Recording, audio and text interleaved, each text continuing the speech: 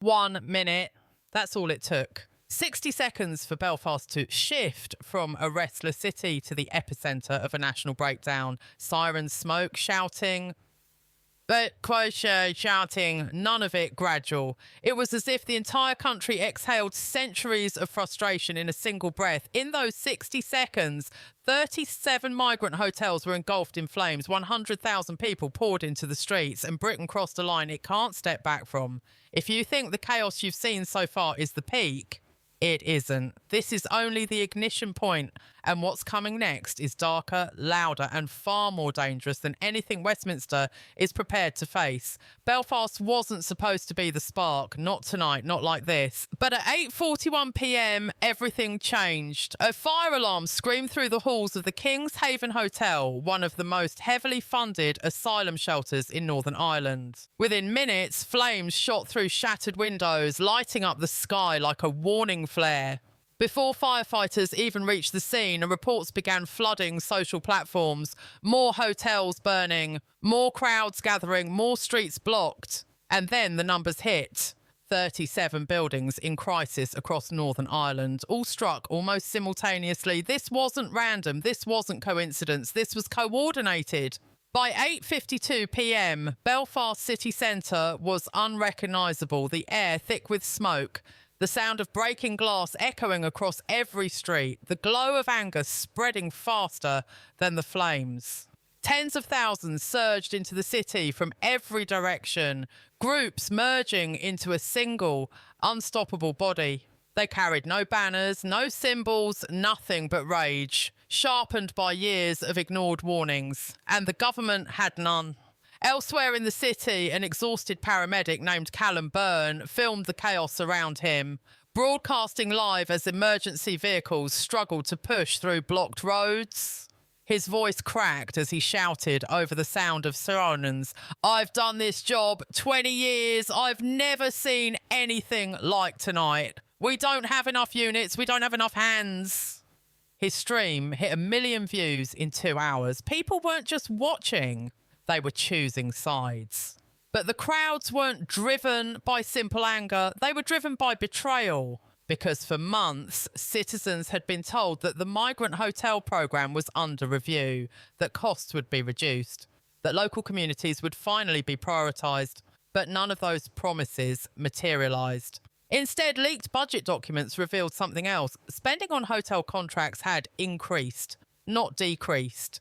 Some shelters cost taxpayers over £180 per person per night, draining millions from cities already collapsing under rent hikes, energy bills, and shuttered hospitals. For many tonight, the fires weren't just flames, they were answers they felt the government refused to give. At 9:03 p.m, the first major breach happened. A crowd of nearly 10,000 broke through the security line outside the eastern quarter. Police attempted to form a shield wall, but it lasted only seconds. Videos show the line buckling instantly, officers retreating as debris rained down. The crowd didn't stop. They moved like a tide, sweeping through the district until the streets became a single roar of footsteps and fury. On one corner, a woman in her 60s named Margaret Finnegan stood gripping a torn Union Jack. "I've lived through the Troubles," she told a reporter breathlessly. "But this is something else. This isn't sides fighting each other. This is the whole country fighting back."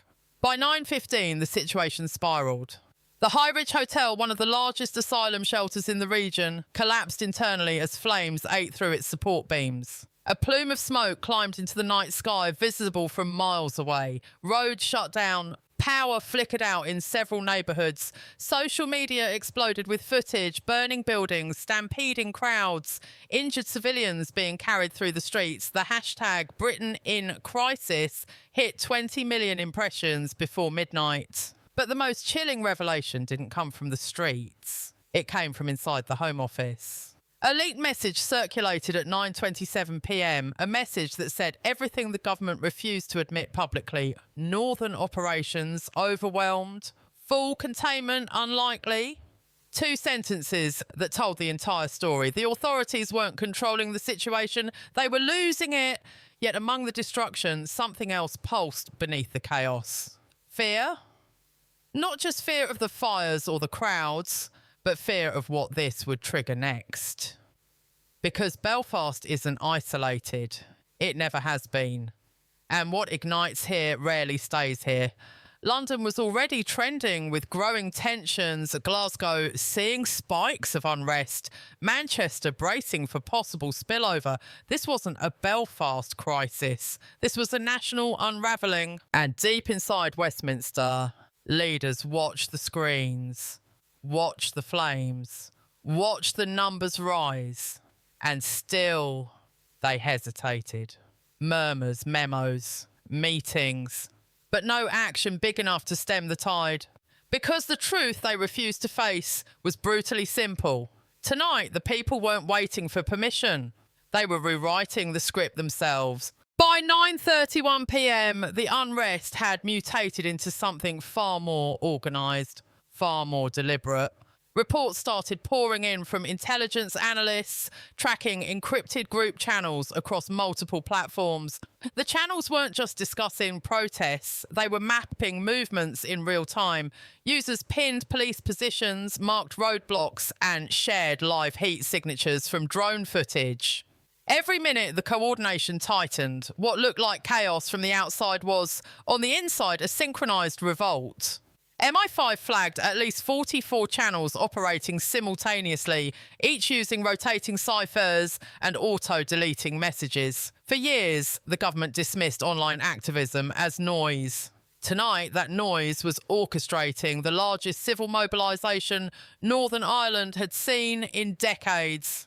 At 9:47 p.m, the second wave hit. A massive surge pushed through the districts surrounding Belfast Parliament buildings. Thousands moved like a single organism, silent at first, then erupting into a roar so loud it rattled the metal barricades. Police deployed tear gas, their last non-lethal option, but the wind turned and sent the smoke back into their own ranks.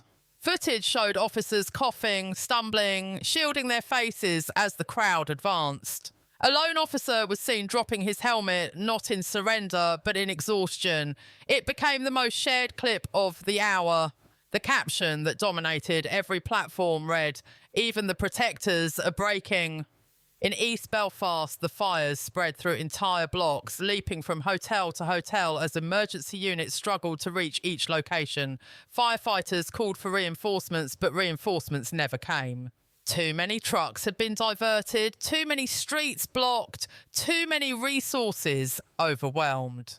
A senior fire chief, speaking anonymously through a radio interview, said the words no one expected to hear. "We've lost control of the city. We're choosing which buildings to save, not which ones to fight."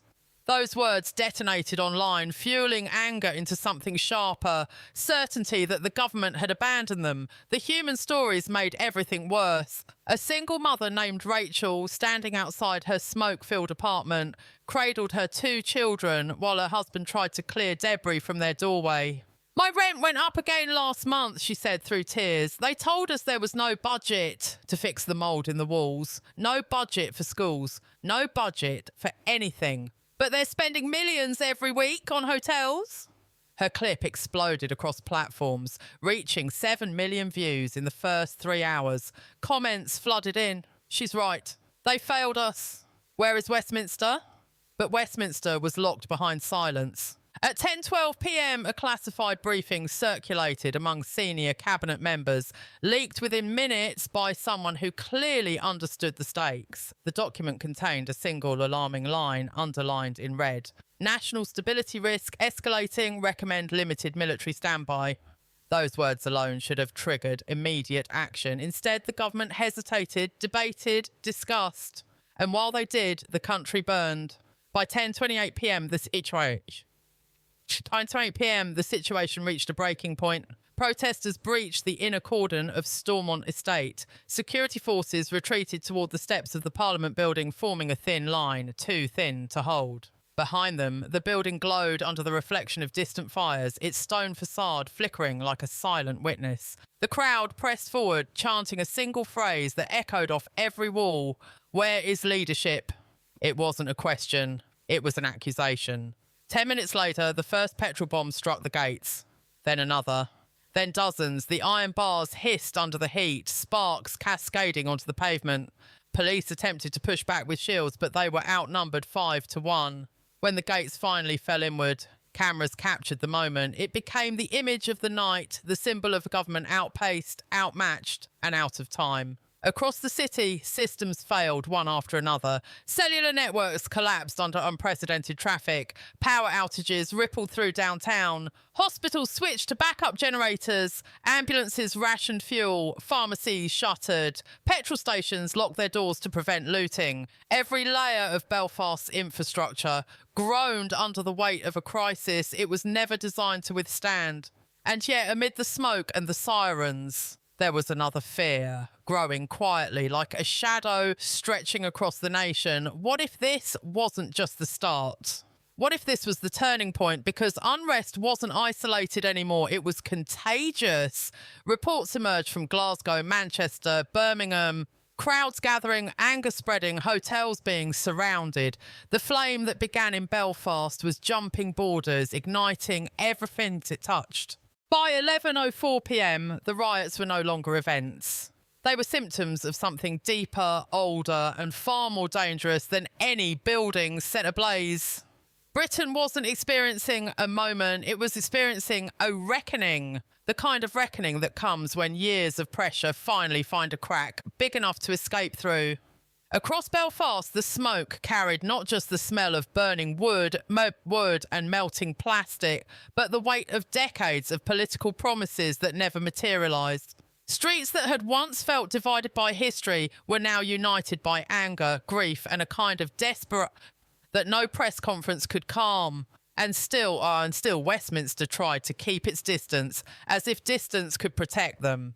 At 11:18 p.m, a new internal report leaked, faster than the Home Office could attempt to bury it. The document warned of critical communication failures, unsustainable demand on emergency services, and in a final chilling sentence, loss of public confidence now irreversible. Irreversible, a word governments avoid because it admits something terrifying. Control has slipped through their fingers. Once trust collapses, institutions don't bend, they break. And Belfast was the proof. Streets where neighbours greeted each other days earlier had become avenues of shattered glass, scattered debris, and crowds chanting into the dark, as if demanding the night itself to answer. But it wasn't just the chaos that unsettled the country, it was the fractures. No one expected. Dozens of video clips emerged of police officers quietly stepping aside, allowing protesters to pass. Some removed helmets, others raised open palms to show they would not escalate. Certain units, overwhelmed and outnumbered, retreated without orders. This wasn't defiance, it was exhaustion. The thin blue line that politicians had leaned on for years was buckling under the weight of an impossible task. And deep inside Parliament, ministers whispered the fear they didn't dare say aloud. If the police fail, what comes next? By 11:35 p.m, the flames from the Northbridge Hotel climbed high enough to illuminate rooftops across the city. Its collapse was captured from 7 different angles, every angle shared, reposted, broadcast globally. Foreign news outlets cut into their regular programming, calling it Britain's breaking point. The Belfast collapse, the night the system failed. Markets reacted instantly. Overnight trading plummeted. Investors pulled capital. Travel advisories were issued. And the rest of the world watched the United Kingdom, once seen as a pillar of stability, waver like a match in a storm. Yet in the middle of the destruction, humanity refused to disappear. At 11:52 p.m, a video surfaced showing a young man lifting a stranger from the debris of a collapsed stairwell. The stranger was a migrant who had been living in one of the targeted hotels. In another clip, a group of local teenagers used broken doors as makeshift stretchers to carry the injured to a safer street. No arguments, no accusations, just instinct. A type of instinct governments forget, but people never truly lose. The instinct to help each other survive. Those clips didn't go viral as quickly as the fires or the riots. But when they did, they hit differently. People commented not with rage, but with something nearly forgotten. Hope. But hope didn't erase the fear. At 12:06 a.m, a joint statement from senior intelligence officers leaked onto social media. It warned that if unrest continued into the next 24 hours, vital infrastructure, including power grids and transport networks, could fail entirely. The phrase system stress threshold was used, a technical term that simply meant one more night like this and the country breaks. Despite this, Westminster delayed its response yet again. They drafted new lines, argued over wording, worried about political fallout. Meanwhile, outside their windows, a nation waited for leadership that never came. Just after midnight, the first reports of spillover hit London. Crowds gathered near Parliament Square, echoing Belfast's chants. Manchester reported fires near its city centre. Glasgow saw crowds surrounding government offices. The unrest was no longer a spark, it was a chain reaction. The country wasn't watching Belfast burn, the country was becoming Belfast. And suddenly the phrase that had been trending all night, #BritainInCrisis, felt less like a hashtag and more like a diagnosis. But even diagnoses can reveal truths, because beneath the smoke, beneath the anger, beneath the chants tearing through the night, something else rose. Questions. Hard questions. The kind that don't disappear when buildings are rebuilt or when streets are swept clean. How long can a government ignore the people funding it? How long can citizens carry burdens their leaders refuse to share? How long before silence becomes complicity?